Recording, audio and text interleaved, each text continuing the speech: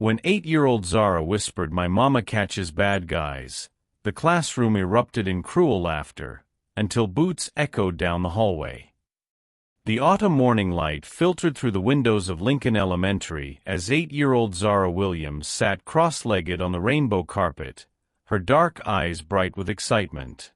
Mrs. Henderson had just asked the second-grade class to share what their parents did for work during their weekly circle time. "My daddy's a doctor," announced Emma, flipping her blonde curls smugly. "My mom's a lawyer," added Tyler, puffing out his chest. When Mrs. Henderson's gaze landed on Zara, the little girl's face lit up like sunshine. She raised her hand eagerly, practically bouncing in place. "Yes, Zara," Mrs. Henderson said with a tired smile that didn't quite reach her eyes. "My mama is S.W.A.T. Zara declared proudly, her voice ringing clear across the classroom. "She catches really bad people and keeps everyone safe." Welcome back, my beautiful family and friends. If you're hooked in and you're ready to enjoy this story, click subscribe and let me know in the comments where you're watching from, because tomorrow I will be giving you another story just as interesting as this one. And you don't want to miss it. Now let us begin. The reaction was immediate and crushing. Snickers rippled through the circle like a stone thrown into still water. Emma covered her mouth, giggling behind perfectly manicured fingers. Tyler rolled his eyes dramatically. "S.W.A.T," scoffed Jake Morrison, the class clown whose father owned 3 car dealerships. "Yeah, right. My dad says people like your people can't do jobs like that." Mrs. Henderson's face flushed, but she didn't correct him. Instead, she cleared her throat uncomfortably. "Now, Jake, let's be." "She's making it up," Emma chimed in, her voice dripping with 8-year-old cruelty. "My daddy says S.W.A.T officers are like really tough people. Not like." She gestured vaguely at Zara, her meaning crystal clear. The laughter grew louder. Even some of the quieter children began to giggle, caught up in the mob mentality that children could wield so carelessly. Zara's smile faltered, confusion clouding her features. "But she is," she insisted, her voice smaller now. "She has a big vest and everything. She showed me her badge." "Badges can be fake," Tyler interrupted. "My uncle got one at a toy store." More laughter. Zara looked desperately at Mrs. Henderson, waiting for her teacher to defend her, to tell the others that not all truths looked the same. But Mrs. Henderson just pursed her lips and glanced at the clock. "All right, children, let's move on to." "She's a liar." Jake's voice cut through the classroom like a blade. "My dad says her kind always makes stuff up to sound important." The word liar hit Zara like a physical blow. Her eyes filled with tears, but she blinked them back fiercely. Her mama had taught her that Williams women didn't cry in front of people who wanted to see them break. "She's not lying," came a quiet voice from the back of the circle. Everyone turned to look at Marcus Chun, a shy boy who rarely spoke up. "My cousin Kevin said he saw a black lady S.W.A.T officer on the news last week." The classroom fell silent for a moment. Then Jake laughed even harder. "That was probably just on TV, dummy. Like a movie or something." Mrs. Henderson finally found her voice, though it came out weak and uncertain.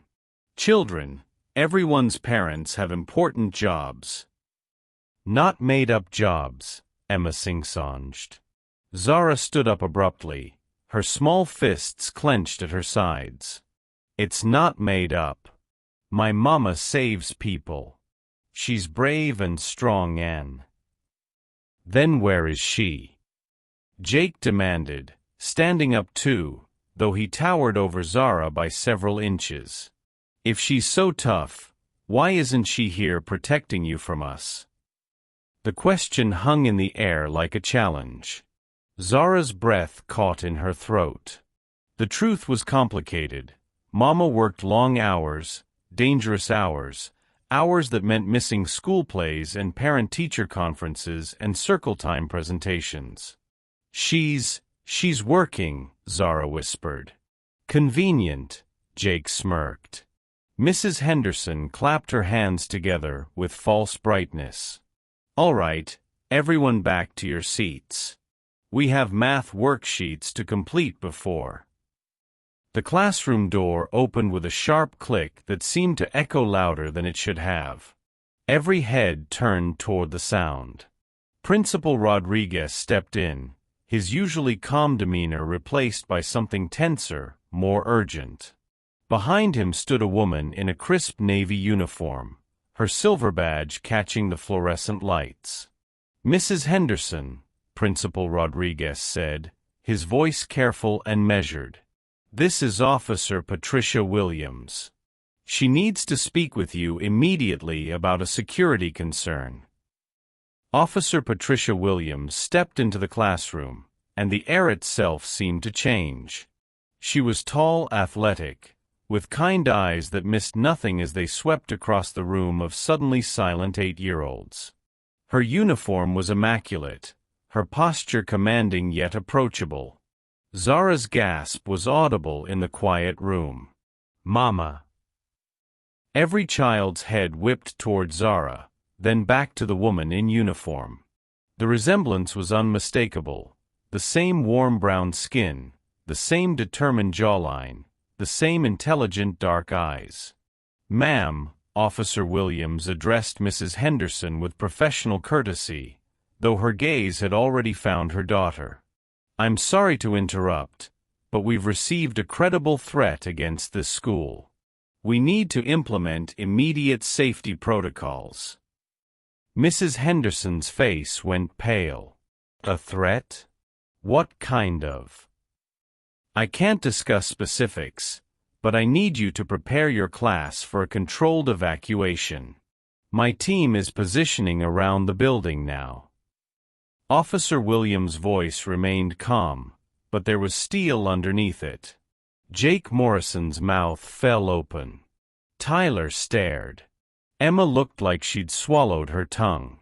Is everyone going to be okay? Asked Marcus Chun, his voice barely above a whisper. Officer Williams smiled at him, the first time her professional mask had slipped. That's exactly why I'm here, sweetheart. To make sure every single one of you stays safe. She moved with practiced efficiency, checking the windows, noting exit routes.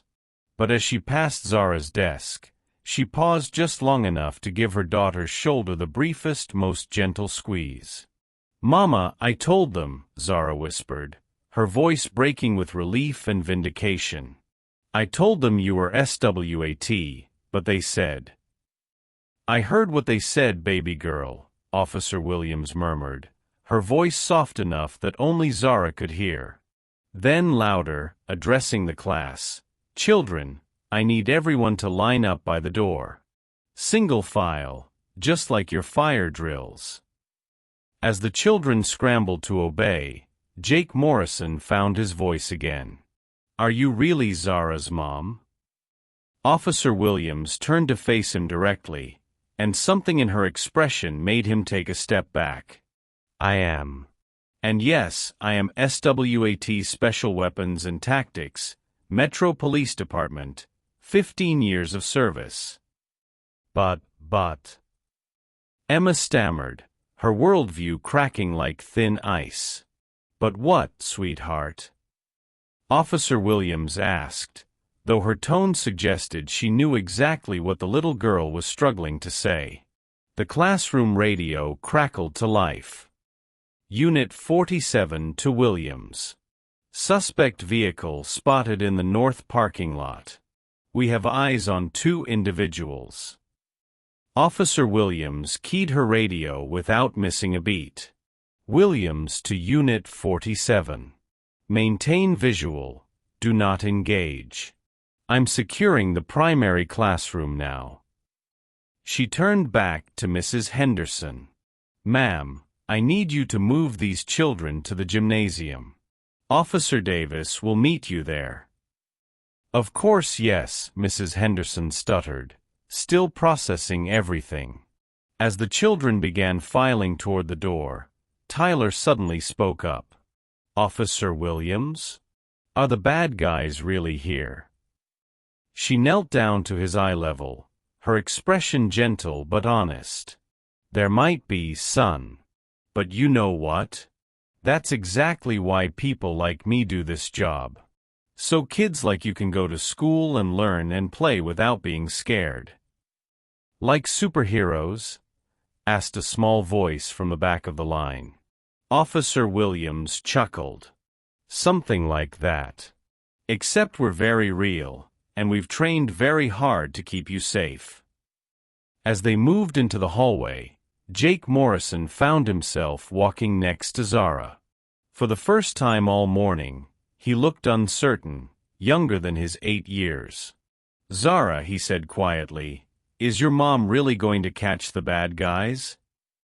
Zara lifted her chin with quiet dignity that seemed too mature for her age.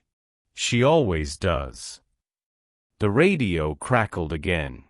All units. Suspect vehicle is moving toward the east entrance. Williams, what's your status? Civilian secure and moving to safe zone, Officer Williams responded. Then she looked at Mrs. Henderson. Ma'am, I need you to get them to the gym now. Stay there until we give the all clear. What about you? Mrs. Henderson asked. Officer Williams was already checking her equipment, her demeanor shifting back to full tactical mode. I have a job to do. She looked one more time at Zara, who was watching her with a mixture of pride and worry that broke her heart. I love you, baby girl, she said simply. I love you too, Mama. Go catch the bad guys. As Mrs. Henderson led the children toward the gymnasium, Jake Morrison looked over his shoulder at Officer Williams, who was speaking rapidly into her radio while moving toward the east entrance. She really is like a superhero, he whispered. But as they turned the corner, none of them could have predicted what was about to unfold, or that the threat Officer Williams was responding to was far more personal than any of them could imagine. 20 minutes later, the children sat in the gymnasium, huddled together on the polished wooden floor. Mrs. Henderson paced nervously by the doors while Officer Davis, a kind-faced Latino man, kept watch by the windows. Why is it taking so long? Emma whispered, some of her earlier cruelty replaced by genuine fear. My mom said police work isn't like the movies, Marcus offered quietly. It takes time to do it safely. Zara sat with her knees drawn up to her chest, listening to the muffled sounds from outside. Car doors slamming, radio chatter, the occasional shout. She wanted to feel proud that everyone now knew her mama was exactly who she'd said she was, but worry gnawed at her stomach. The gymnasium doors opened, and Principal Rodriguez entered with a man in an expensive suit. Zara recognized him immediately, Mr. Morrison, Jake's father, who owned the car dealerships. His face was red, and he was gesturing angrily. This is completely unacceptable, Mr. Morrison was saying. You can't just lock down the entire school because of some. He stopped mid-sentence when he saw Officer Davis, whose hand had moved reflexively toward his radio. Sir, Officer Davis said calmly, we're in the middle of an active security situation. I'm going to need you to. Don't you tell me what I need to do, Mr. Morrison snapped. I pay taxes that fund this place, and I want to know exactly what kind of threat requires armed officers in my son's school. Jake Morrison sank lower on the gymnasium floor, mortification replacing his earlier bravado. Principal Rodriguez tried to mediate. Mr. Morrison, Officer Williams briefed me on the situation. There was intelligence about. Officer Williams? Mr. Morrison's voice rose. You mean that woman who claims to be? The gymnasium doors burst open again, and Officer Williams herself strode in, her radio crackling with activity. Her face was grim but determined. Principal Rodriguez, we need to evacuate the building immediately. We've found. She stopped when she saw Mr. Morrison, and something shifted in her expression. Richard, she said, her voice suddenly very quiet. Mr. Morrison went white. Patricia. The children looked between them, sensing undercurrents they couldn't understand. You two know each other? Principal Rodriguez asked. Officer Williams' jaw tightened. Mr. Morrison and I have history. Jake looked up at his father, confusion written across his features. Dad? How do you know Zara's mom? The silence stretched like a rubber band about to snap. Your father, Officer Williams said carefully, used to be married to my sister. The revelation hit the room like a thunderclap. Jake's mouth fell open. Zara stared at Officer Williams, pieces of family history she'd never fully understood suddenly clicking into place. Aunt Patricia? Jake whispered, the word strange on his tongue. Mr. Morrison's face cycled through several emotions: guilt, anger, defensiveness. That was a long time ago, Patricia. And after what happened with Linda. Don't. Officer Williams' voice cut like a blade. Not here. Not in front of the children. But Jake was already putting pieces together, his 8-year-old mind working overtime. Wait, if you were married to Aunt Linda, and Zara is your daughter. His eyes widened as he looked at Zara. Are we cousins? Zara stared back at him, equally stunned. Mr. Morrison shifted uncomfortably. Jake, this isn't the time. Actually, it's exactly the time, Officer Williams interrupted, her radio crackling with another update. She keyed it quickly. Williams here. Building secure. Suspects apprehended. Beginning systematic sweep now. She looked back at the group. The immediate threat is over. But Jake, to answer your question, yes. Zara is your cousin. Your Aunt Linda was my sister. Was. Jake's voice was small now. Officer Williams' expression softened with old grief. She died in a car accident 3 years ago, son. The gymnasium fell silent except for the soft hum of the ventilation system.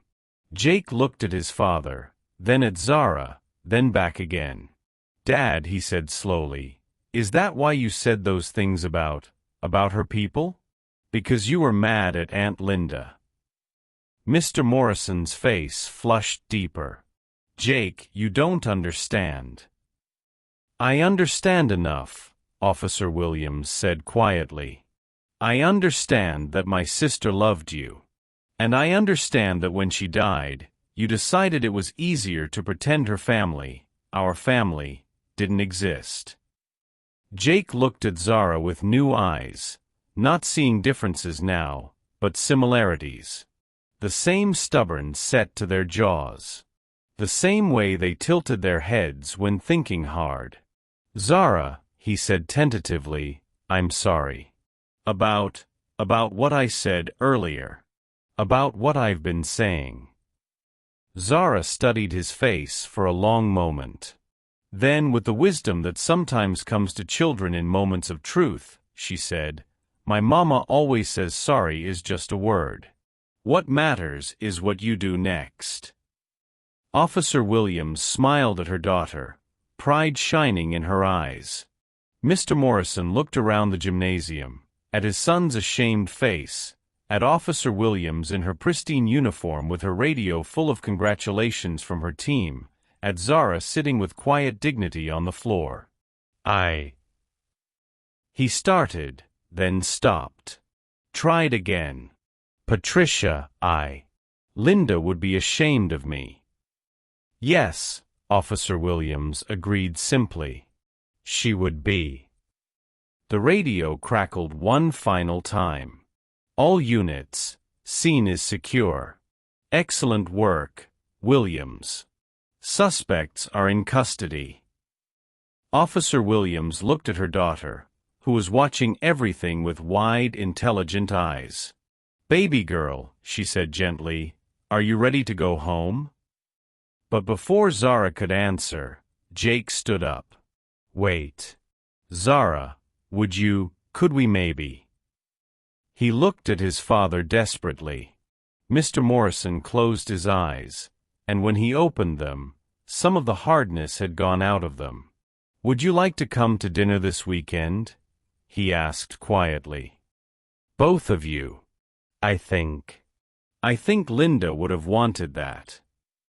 The following Saturday evening, Officer Patricia Williams stood on the front porch of the Morrison house, Zara's small hand clasped firmly in hers. The colonial-style home was exactly what she'd expected: manicured lawn, expensive cars in the driveway, the kind of suburban perfection that whispered of success and comfort. Zara tugged at the hem of her best dress, a navy blue one with small flowers that Patricia had bought for church. Mama, what if Jake changed his mind? What if he doesn't really want us here? Patricia squeezed her daughter's hand. Then we'll have a polite dinner and go home. But baby girl, people deserve a chance to surprise us. The door opened before they could knock. Jake Morrison stood there in khakis and a button-down shirt that looked uncomfortably formal for an 8-year-old. Behind him his father appeared, also dressed up, though he couldn't quite meet Patricia's eyes. Hi, Jake said shyly. We made spaghetti. I remembered you liked spaghetti from when we were little. Zara tilted her head, confused. When we were little. Jake's face fell slightly. You don't remember? We used to play together at Grandma Morrison's house before.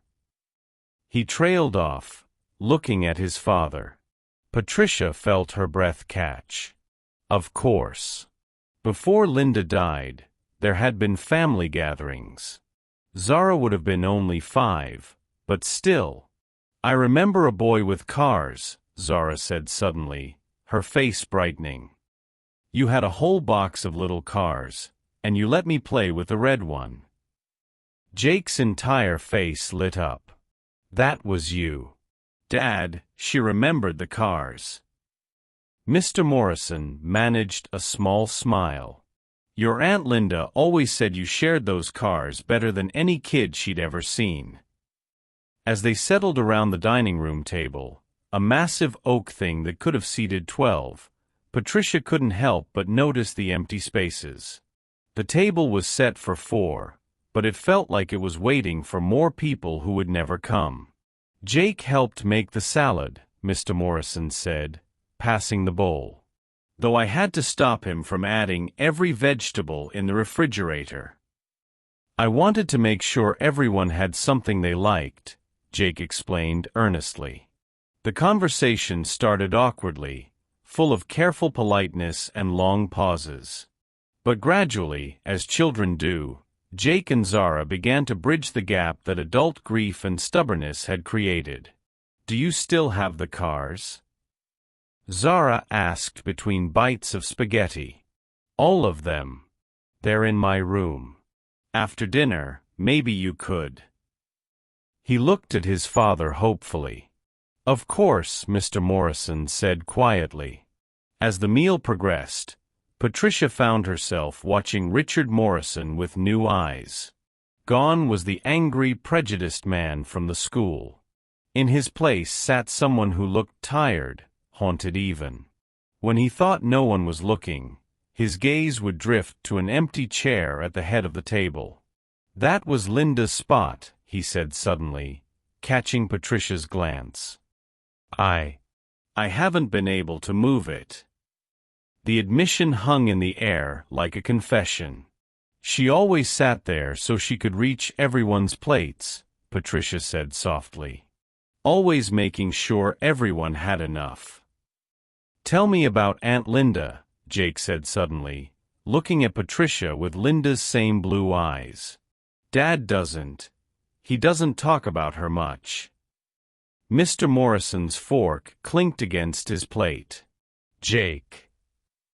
"No, it's okay," Patricia said gently. "Your Aunt Linda she was light. You know how some people just make a room brighter by being in it? That was Linda." She smiled at the memory.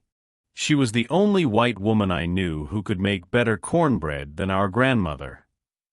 Jake giggled.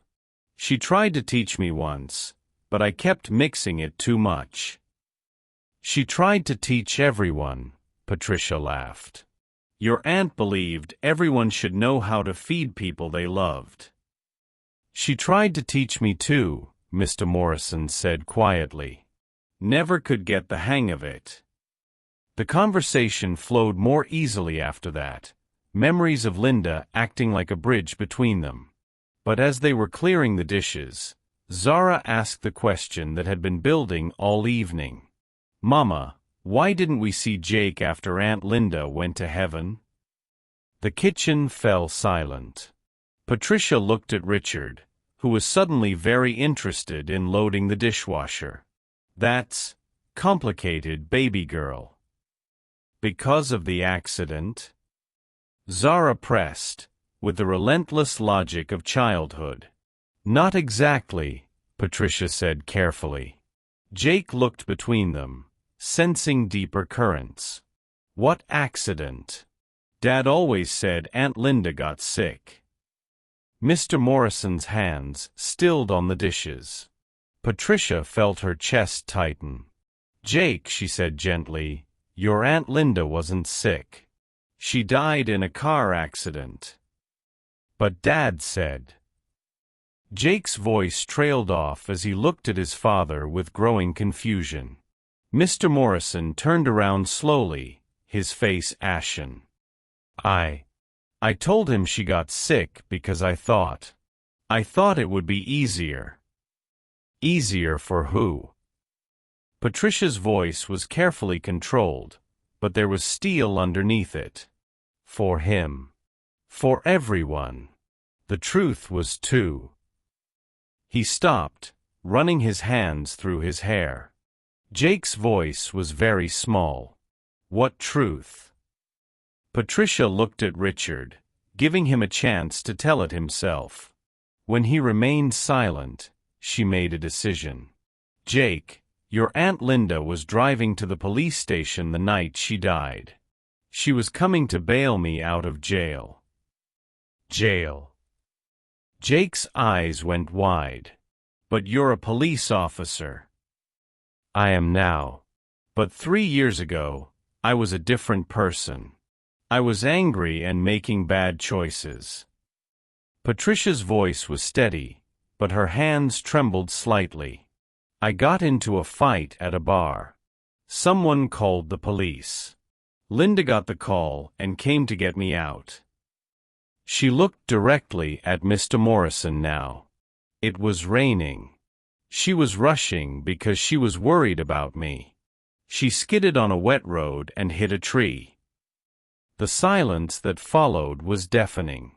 "So it's your fault," Mr. Morrison said, the words coming out like they'd been festering for 3 years.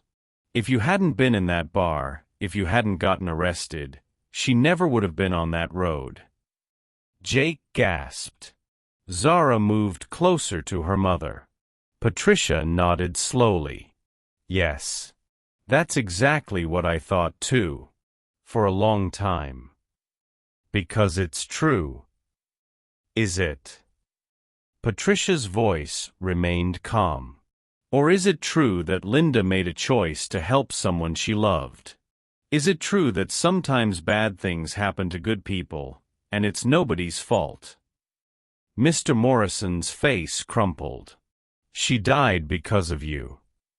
She died because she loved her family, Patricia said quietly. All of her family.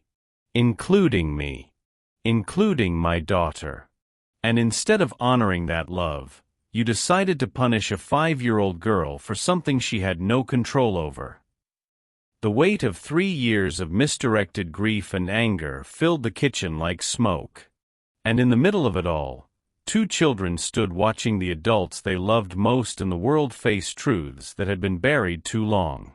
Tuesday evening found Patricia Williams in her small but tidy kitchen, helping Zara with math homework while dinner simmered on the stove.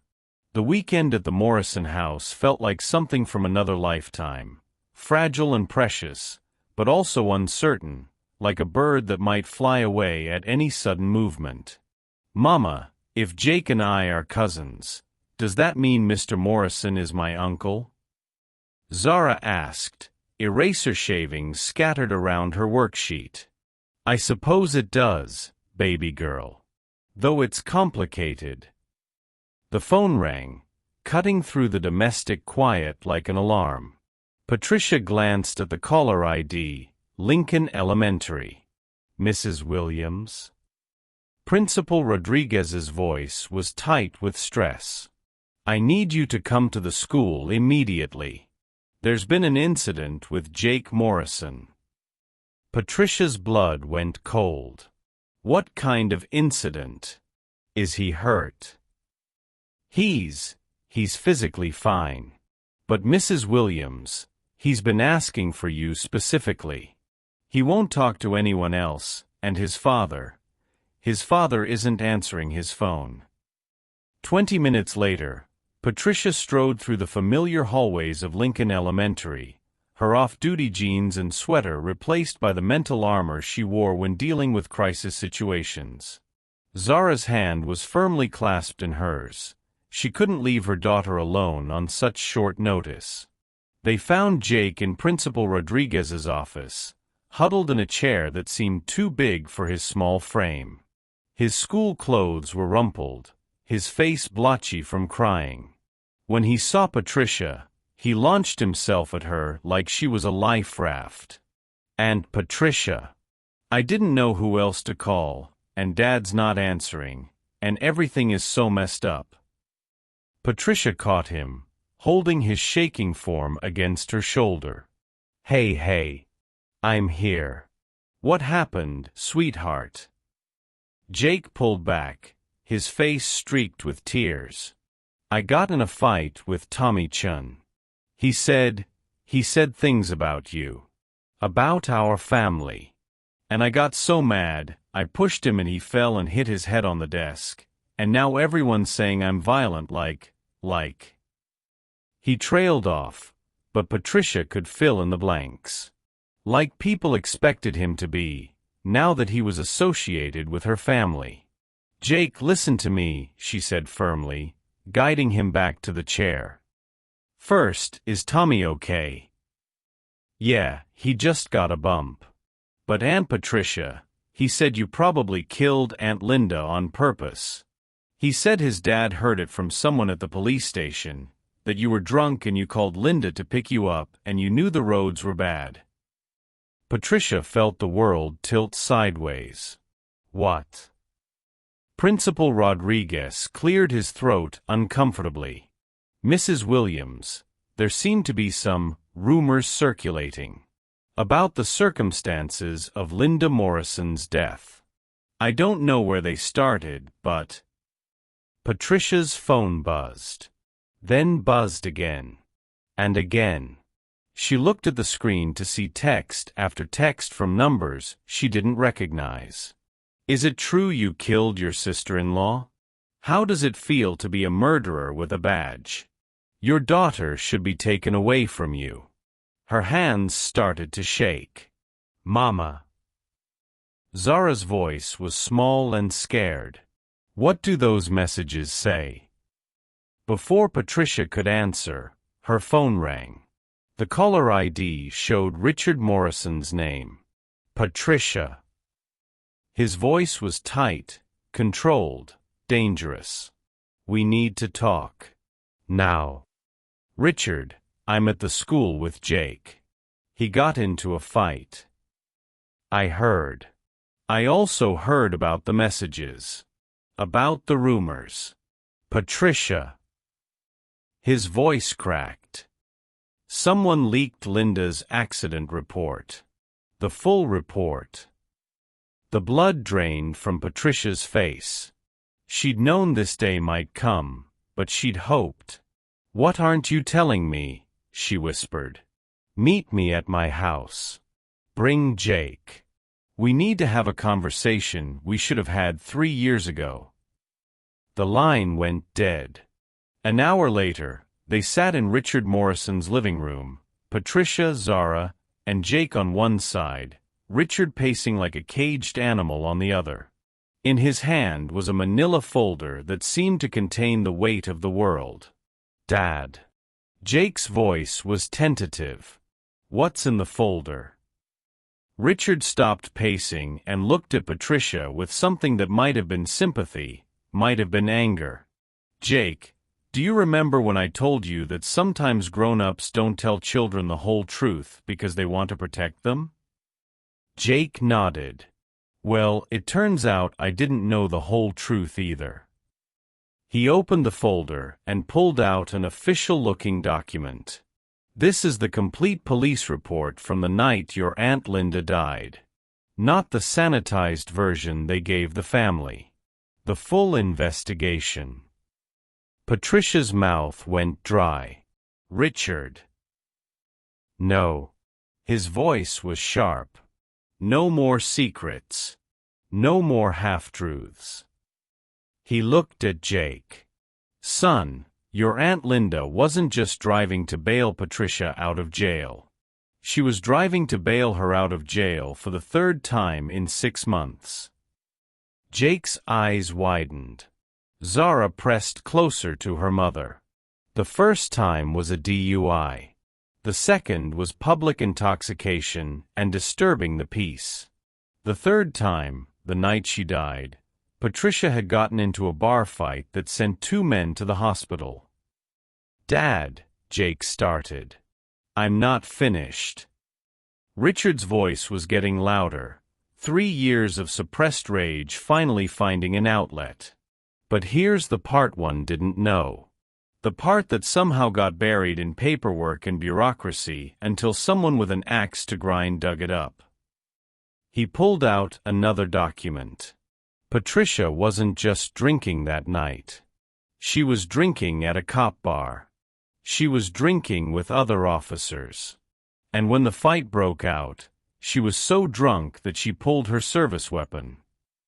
The words hit the room like a bomb. I didn't fire it, Patricia whispered. I never fired it. You drew your weapon while intoxicated in a public place. Richard's control finally snapped. Do you have any idea what could have happened?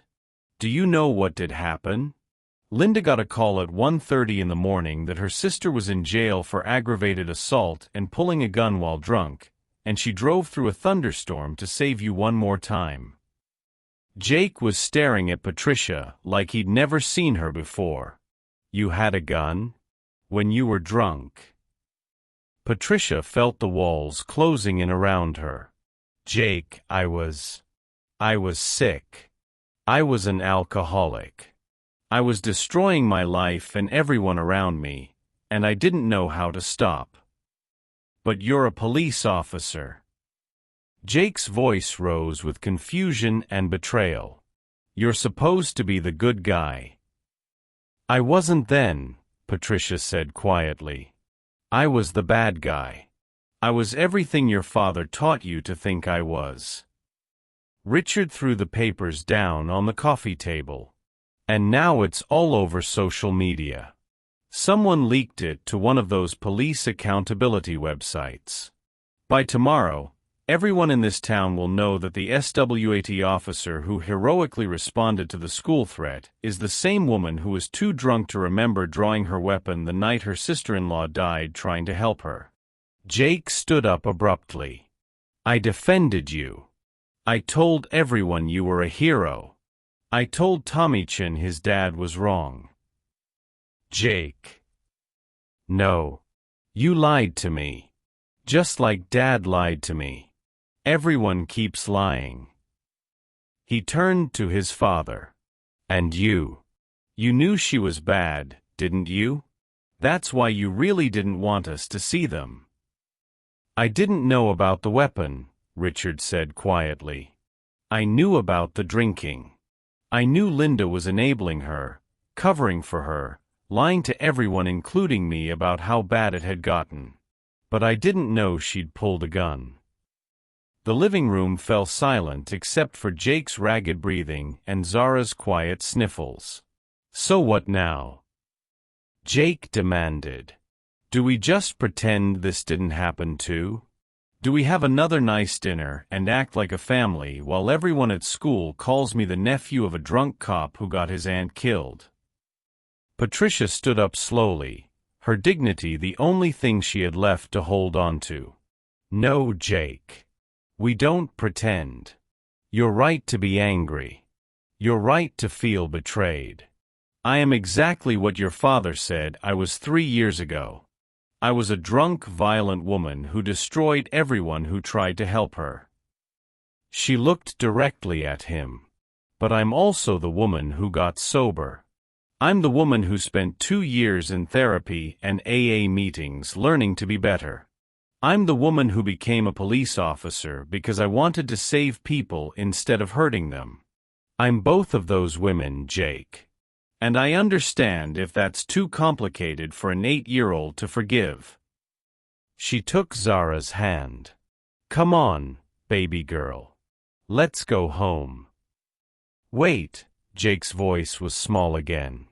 Wait, what do you mean you got sober? What does that mean? Patricia paused at the door. It means I haven't had a drink in 3 years and 42 days, Jake. It means Linda's death saved my life, even though it cost her own. As they walked to the car, Zara looked up at her mother with eyes too old for her 8 years. Mama, are we the bad guys? Patricia stopped walking. Around them, the suburban evening was peaceful, quiet, normal. Soon, that peace would be shattered by scandal and judgment.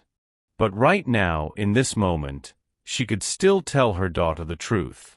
No, baby girl. We're the people who used to be bad but are trying very hard to be good. And maybe, if we're lucky, that will be enough.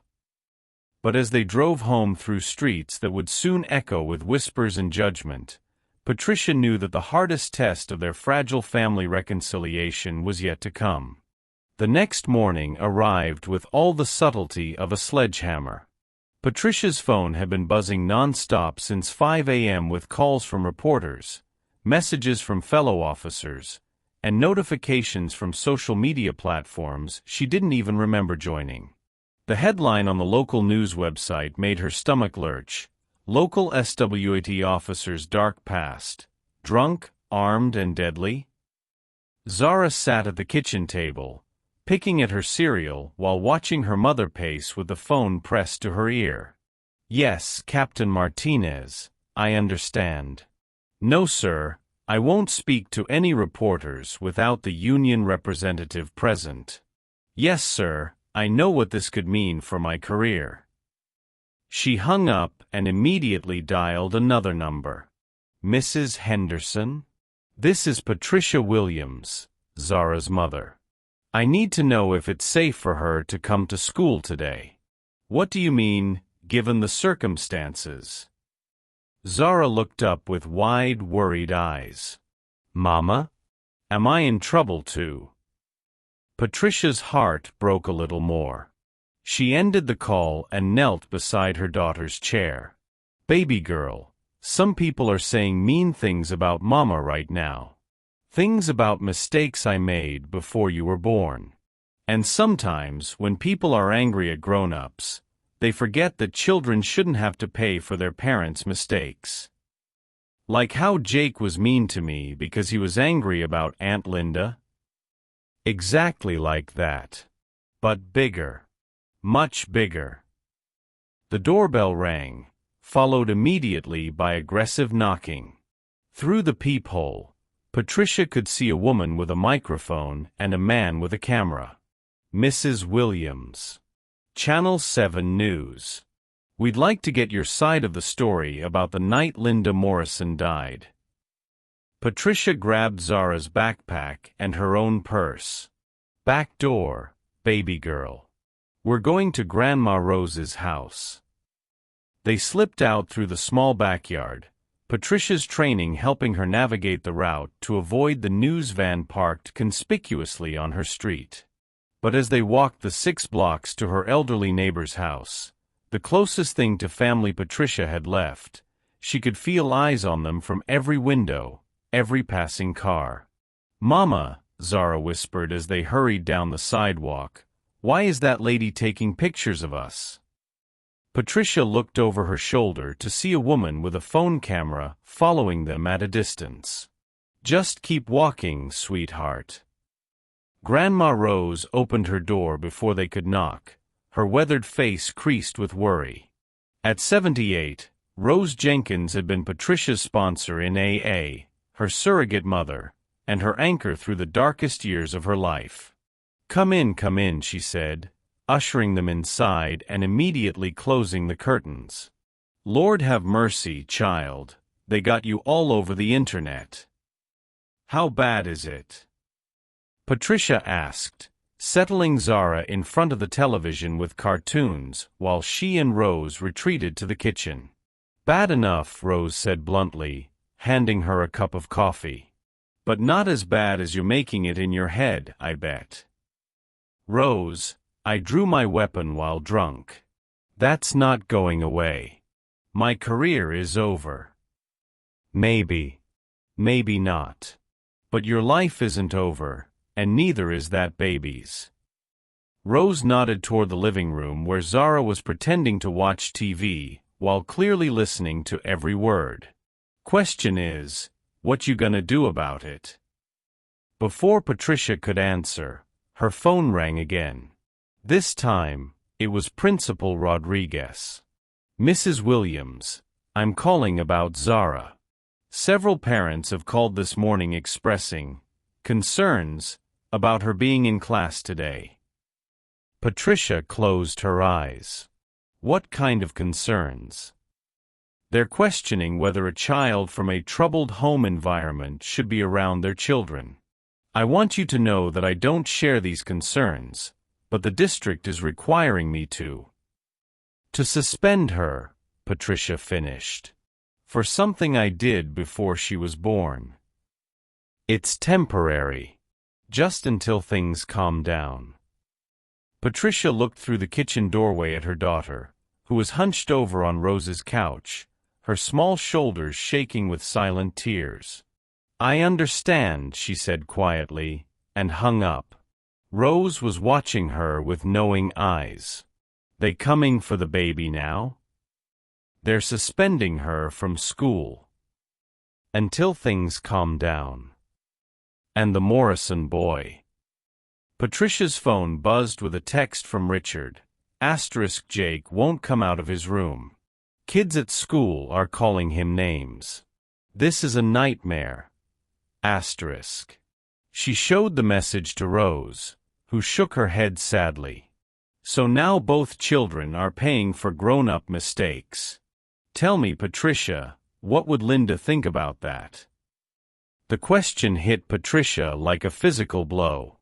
Linda, who had loved children more than anything, who had dreamed of being a mother, who had died trying to save someone who kept making the same destructive choices over and over. "She'd be heartbroken," Patricia whispered. "That's right.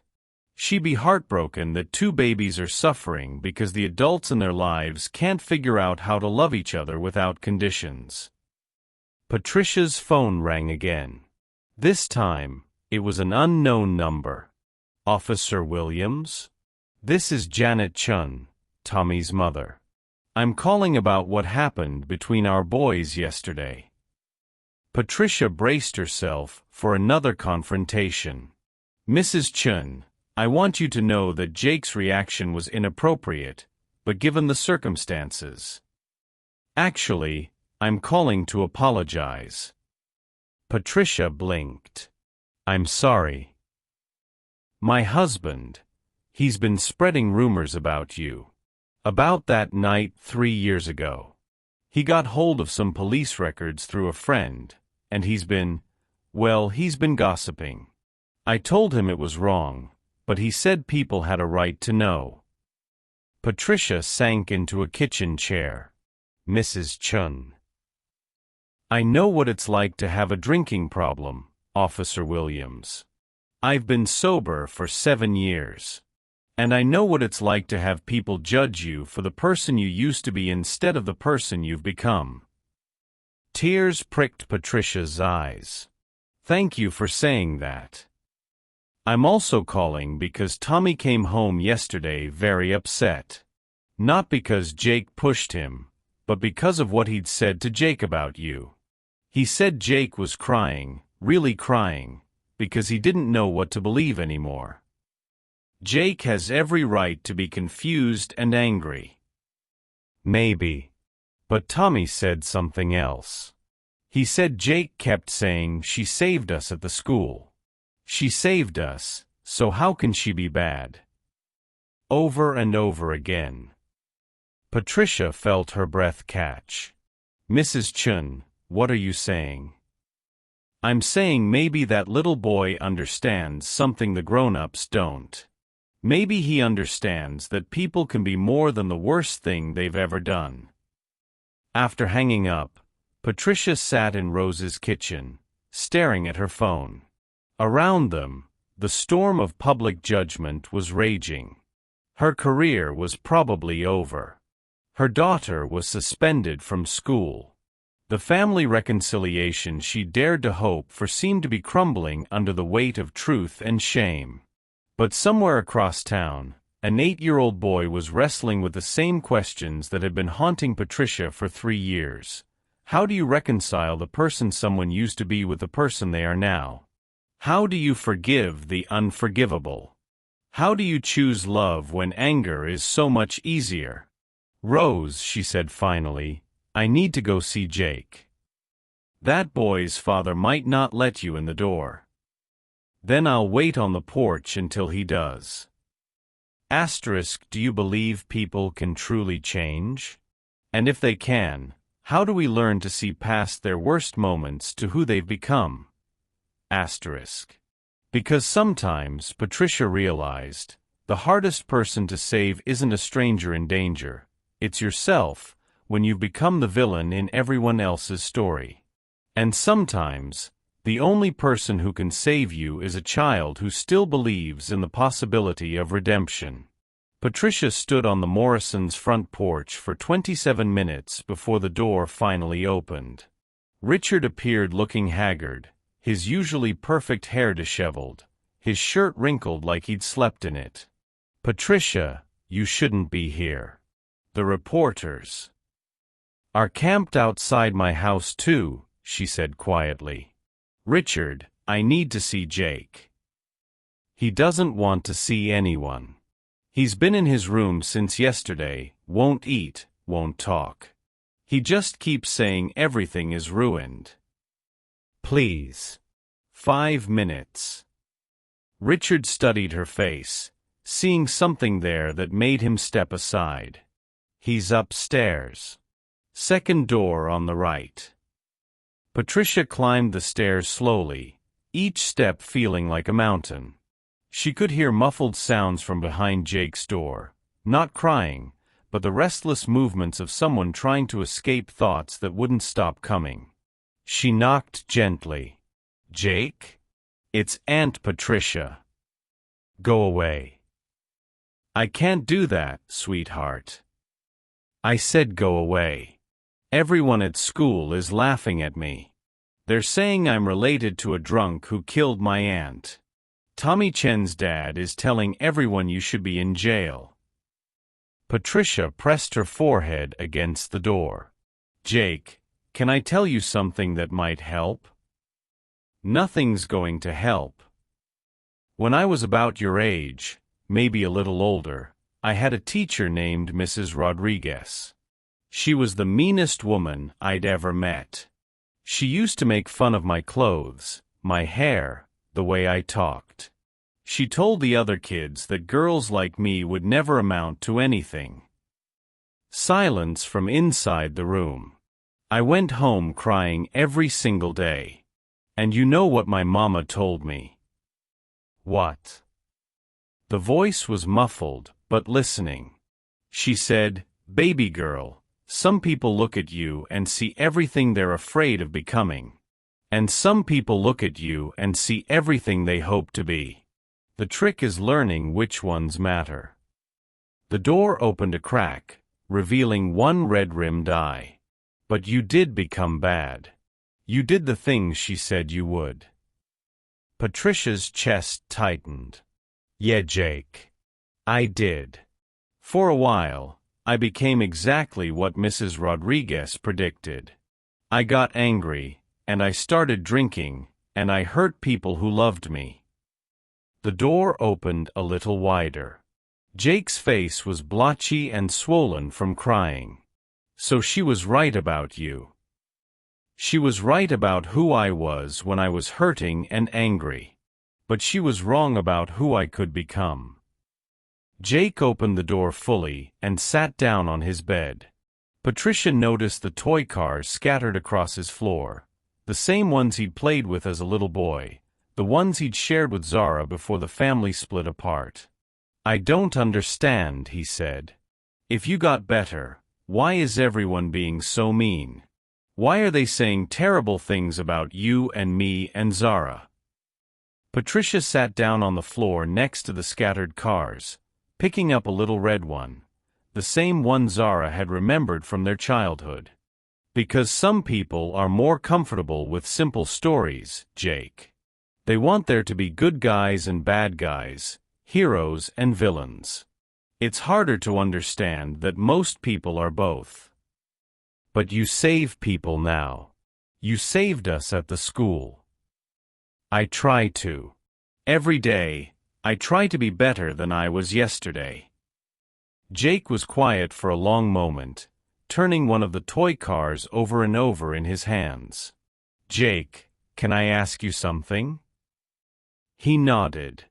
"When you pushed Tommy Chin yesterday, did that make you a bad person?"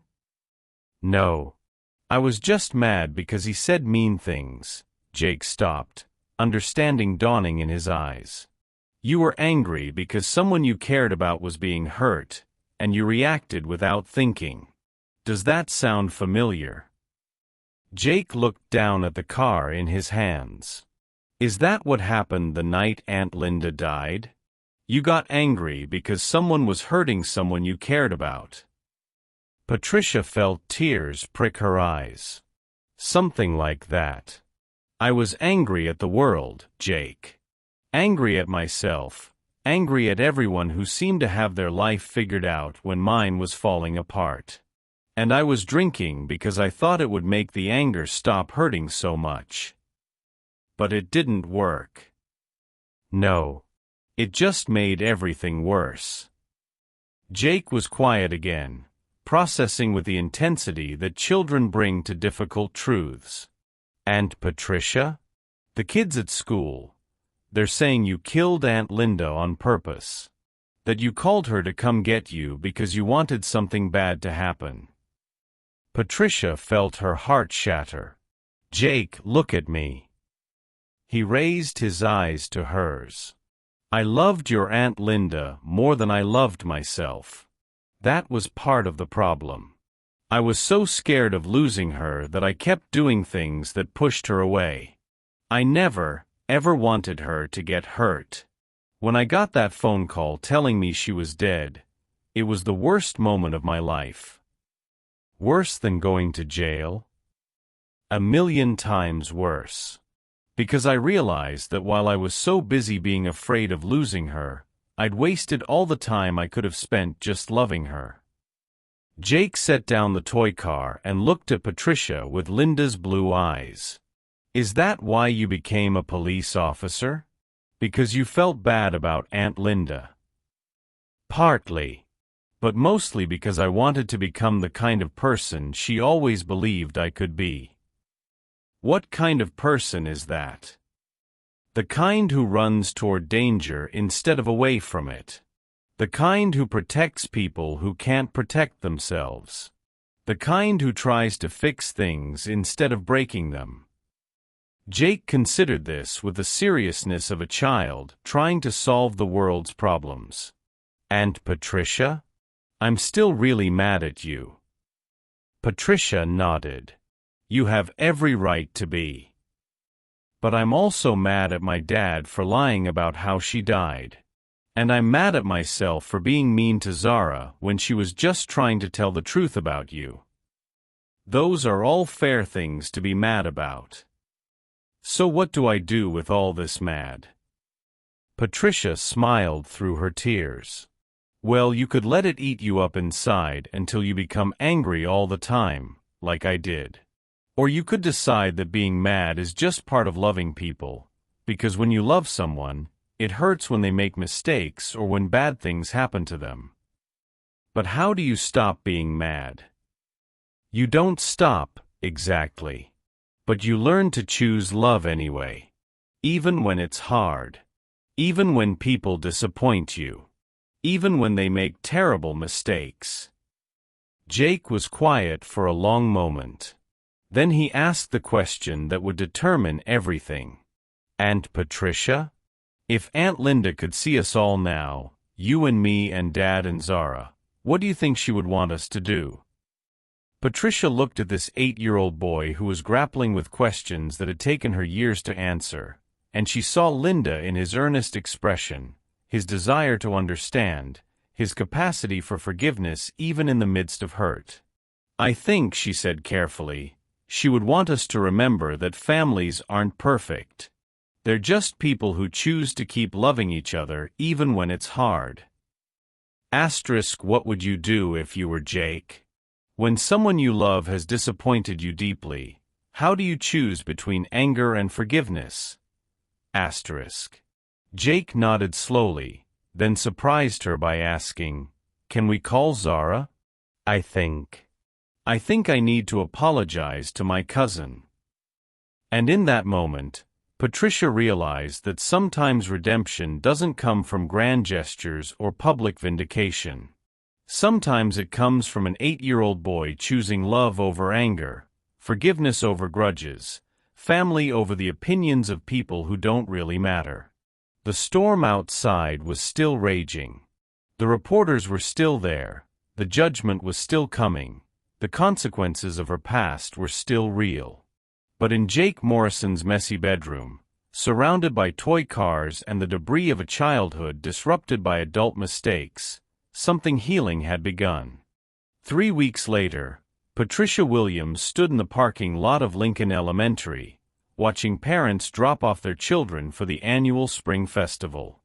She was dressed in civilian clothes, jeans, a simple sweater, her hair pulled back in a ponytail instead of the regulation bun she'd worn for years. Her badge and uniform hung in a closet at home, officially suspended pending the internal investigation that everyone knew would end her career. But today, none of that mattered. Mama, are you sure about this? Zara asked, her small hand slipping into Patricia's as they approached the school entrance. I'm sure, baby girl. We belong here. The truth was, Patricia wasn't sure about anything except that hiding had solved nothing. The past 3 weeks had been brutal, reporters camping outside their house, former colleagues avoiding her calls, neighbors whispering behind their hands. But they had also been illuminating. She'd learned who her real friends were.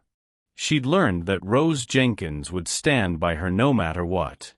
She'd learned that Janet Chun had been organizing other parents to push back against the hysteria.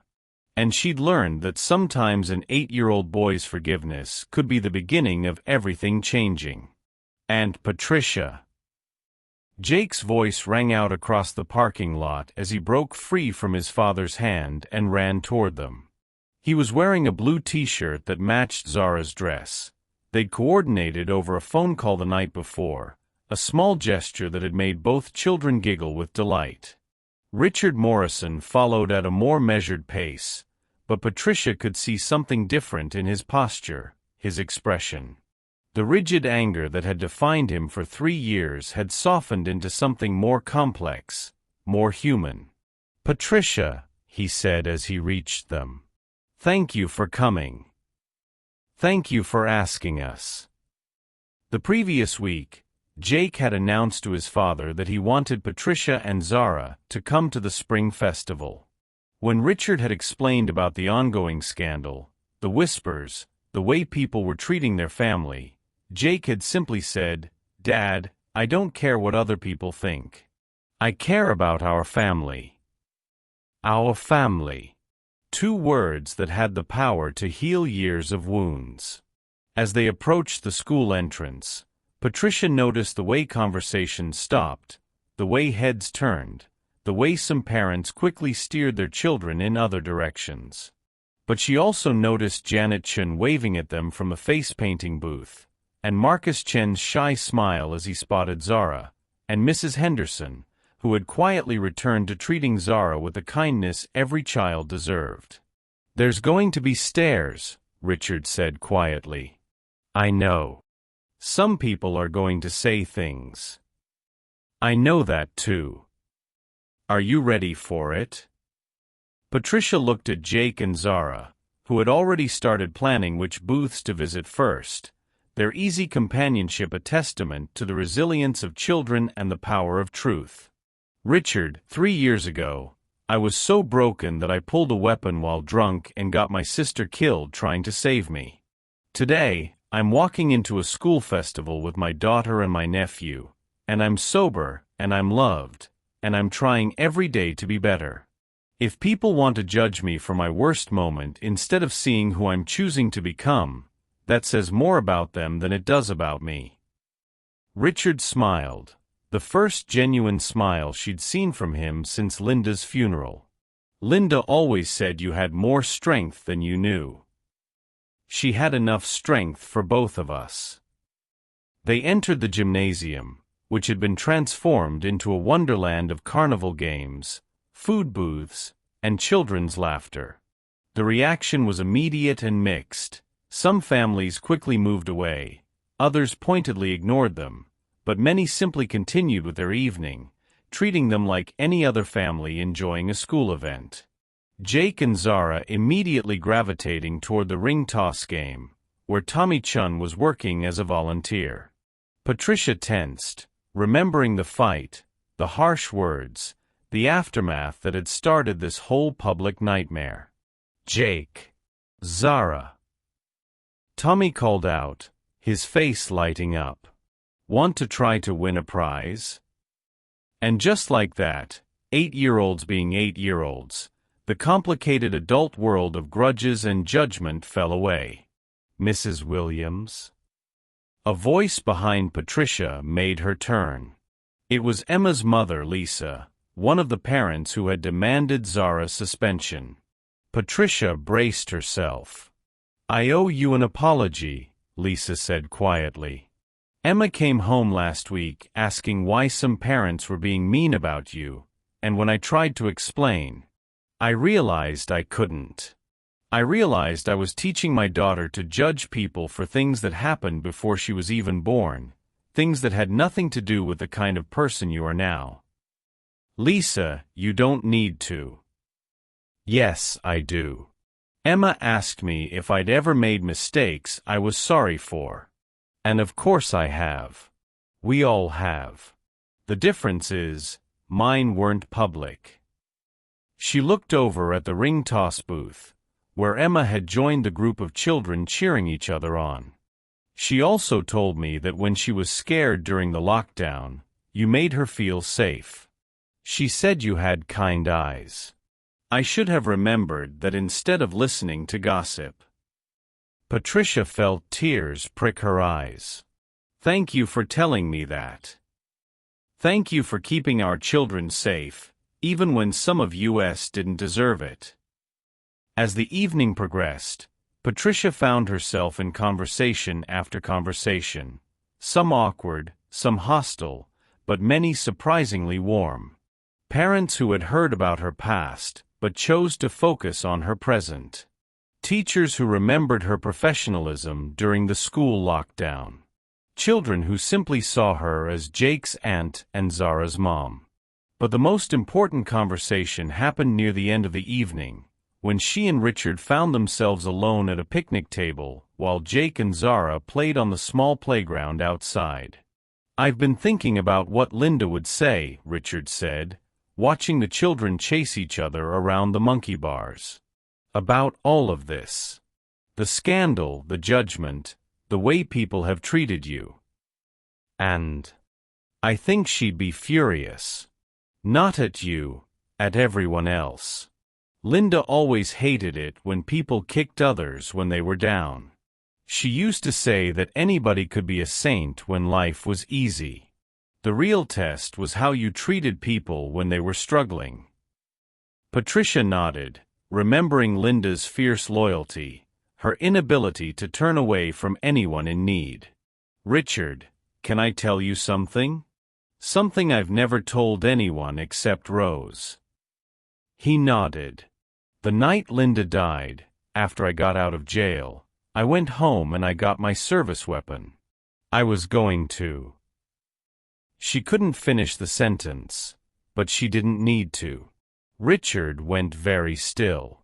But then I remembered something Linda had said to me the week before. She said, Patricia, I love you too much to watch you destroy yourself. But I also love you too much to give up on you. And I realized that if I gave up, then her death would have been for nothing. She died trying to save me. The least I could do was let her succeed. Richard was quiet for a long moment. When he spoke, his voice was thick with emotion. She did succeed. Look at you now. Look at what you've built. Look at that little girl over there who thinks her mama hung the moon. They watched Zara teaching Jake a complicated clapping game, their laughter carrying across the playground. Richard, I know this is complicated. I know having us in your life means dealing with judgment and whispers and all the mess that comes with my past. If you want to step back. Patricia, stop. Richard turned to face her fully. 3 years ago, I was so angry and hurt that I threw away the only family Jake had left besides me. I let my grief turn into something ugly, and I taught my son to see differences instead of connections. Linda would never forgive me for that. She'd forgive you for anything. You know that. Maybe. But I can't forgive myself if I make the same mistake twice. He looked at Jake, who was now helping Zara reach the highest monkey bar. That boy has been happier in the past 3 weeks than I've seen him since Linda died. He talks about Zara constantly, asks about you, wants to know when we can all have dinner again. I'm not going to take that away from him because some people can't mind their own business. Patricia felt something loosen in her chest, a tension she hadn't realized she'd been carrying. So what does that mean, exactly? Richard smiled. It means Jake was right.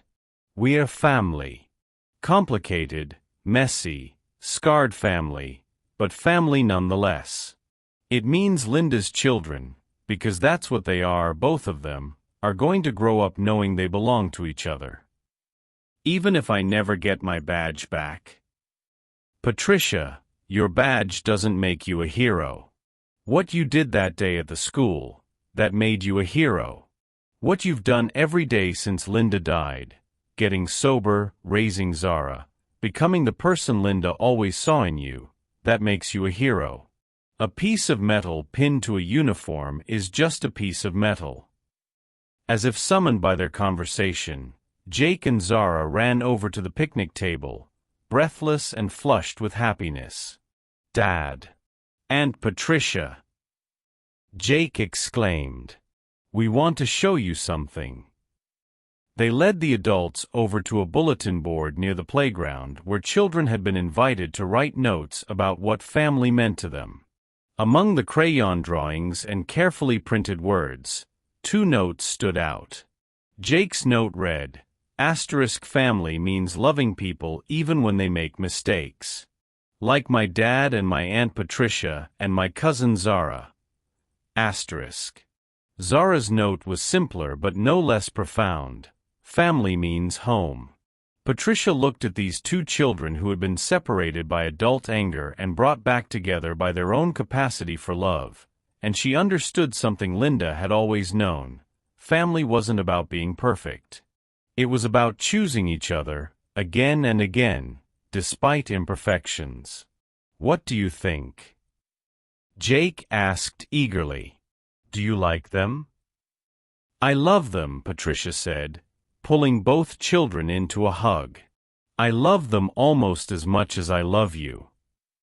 Richard joined the hug, and for a moment, they stood there in the cooling evening air, 2 adults who had learned that love was stronger than anger, and 2 children who had never doubted it. In a world that often seems divided by judgment and fear, how do you choose to see the possibility for redemption and love in the people around you?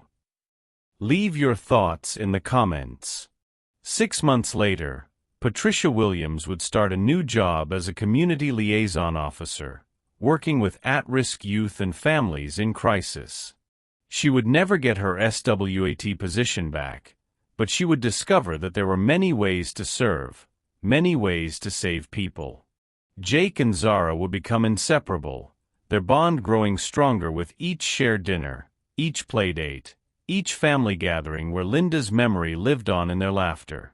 And sometimes, late at night when the house was quiet, Patricia would look at the photo on her nightstand.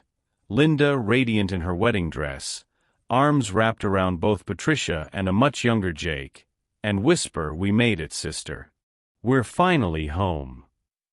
Because love, Patricia had learned, wasn't about never making mistakes. It was about being brave enough to keep choosing each other, even when it was hard, even when it was complicated, even when the whole world was watching. And sometimes, if you were very lucky, love was patient enough to wait for you to become the person you were always meant to be.